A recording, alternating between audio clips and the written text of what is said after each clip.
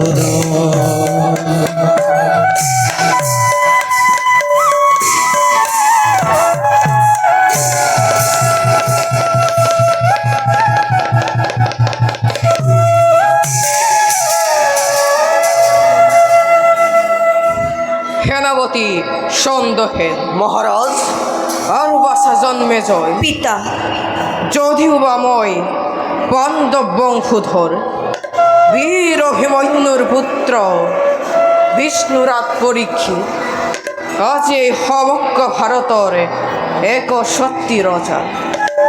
তথাপিতো মোর মনত আজি অলপ শান্তি নাই।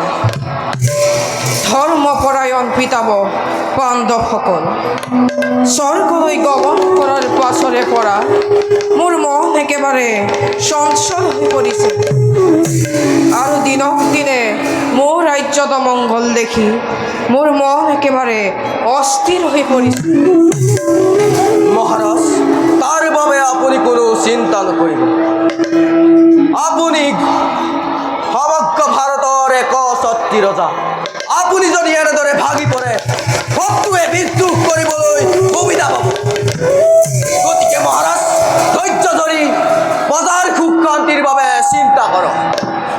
হয় পিতা, সেনাপতি উচিত কথাকে কৰিছে ব্যক্ত। তোমাক এনে অস্থিৰভাৱে দেখিলে মোৰ হৃদয় ভাগি পৰে।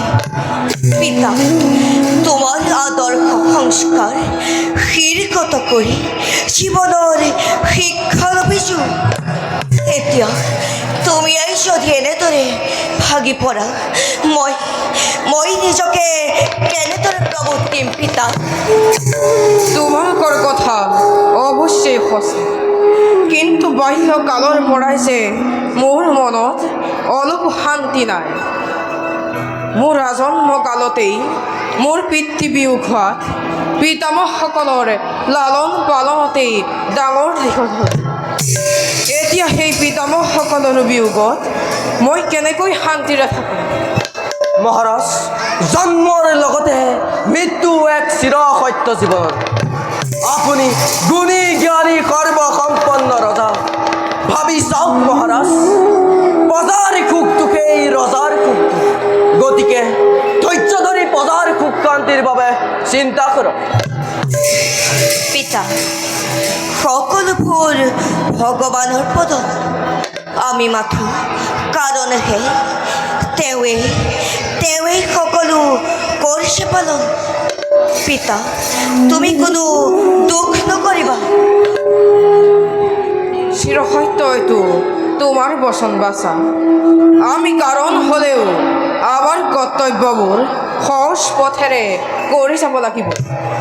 তাকে নকৰিলে ভগৱানৰ ওচৰত আমি দোষী হৈ ৰওঁ। আমি সকলোবোৰ ভগৱানৰে দোষ। ভগৱানৰ নাম যশ গুণ গাবলৈকে আমাক মৰ্ত্যলৈ পঠাইছে, কিন্তু আমি সেই ঐশ্বৰ্য বিভূতিৰ লালসাত পৰি নিজৰ পাপ নিজেই চপাই লৈছোঁ। মহাৰাজ, এটি কথা ক'ব খোজো, অনুমতি কৰিবনে প্ৰদান? নিঃসন্দেহ সুধা সেনাপতি, তুমি মোক যিকোনো কথা সুধিবলৈ অনুমতি লোৱাৰ নাই প্ৰয়োজন। এই দাসৰ প্ৰতি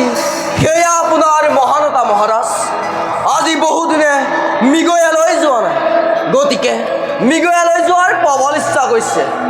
আপুনি যদি অনুমতি কৰে প্ৰধান, কুমাৰ জন্মেজয়ৰ সৈতে মৃগয়ালৈ যোৱাৰ ইচ্ছা প্ৰকাশ কৰিছোঁ। মৃগয়া বাৰু যোৱা সেনাপতি আনন্দৰে দিলোঁ অনুমতি, কিন্তু সাৱধানতা অৱলম্বন কৰি কুমাৰৰ সৈতে ভালদৰে কৰিবা গম। এতিয়া ব'লা সকলোকে আজিলৈ সভা ইমানতে ভংগ কৰিলোঁ।